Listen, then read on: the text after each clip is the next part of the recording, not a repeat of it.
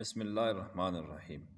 عن انس بن مالک رضی اللہ عنہما قال قال رسول اللہ صلی اللہ علیہ وسلم من صلی صلاتنا واستقبل قبلتنا واکل ذبیحتنا فذلك المسلم الذي له ذمة الله وذمة رسوله فلا تخفر الله في ذمته۔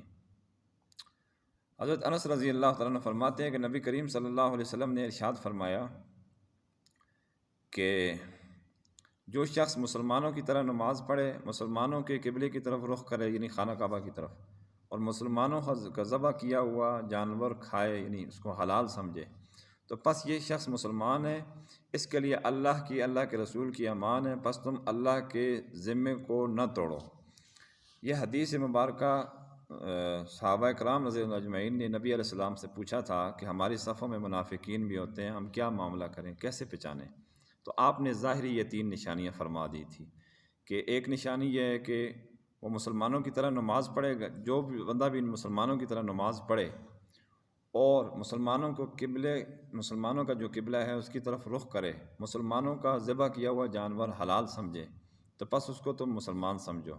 باقی کافی ساری احادیث کے اندر یہ آتا ہے وَحِسَابُهُمْ عَلَى اللَّهِ وَحِسَابُهُمْ عَلَى اللَّهِ، کہ ان کا باقی اندرونی جو معاملہ ہے وہ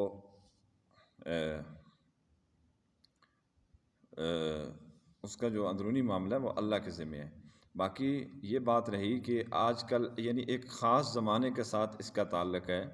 تو آج کل یہ بہت ناواقفیت کی بات ہے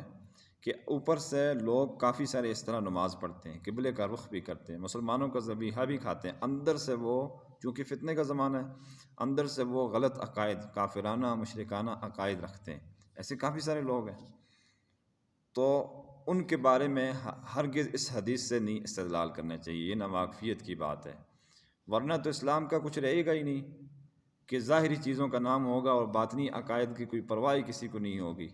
باطن بھی اسلام ہے، باطن کے اوپر زیادہ زور ہے، اور ظاہری اعتبار سے بھی اسلام کی خوبیاں ہیں، اسلام کے ارکان ہیں، اسلام کے ارکان کے اوپر عمل کرنا ہے، شعائر اللہ ہیں، تو یہ صرف باطنی معاملہ نہیں ہے، صرف ظاہری معاملہ نہیں ہے، دونوں چیزوں کے مجموعے کا نام اسلام ہے۔ اب اس حدیث کا مطلب یہ ہوگا کہ کوئی کسی کو بدگمانی کا شبہ تاکہ نہ رہے۔ اگر کوئی بندہ اس طرح 3 چیزیں اس کے اندر پائی جاتی ہیں، یہ مذکورہ جو حدیث کے اندر ہے، 3 چیزیں اس کے اندر جب یہ پائی جاتی ہیں تو بس اس کو مسلمان ہی سمجھے، خواہ مخواہ جو ہے بلا وجہ بدگمانی کا شکار نہ ہو۔ اللہ تعالیٰ ہم سب کو یہ احادیث سمجھنے کی توفیق عطا فرمائے۔ وآخر دعوانا الحمدللہ رب العالمین۔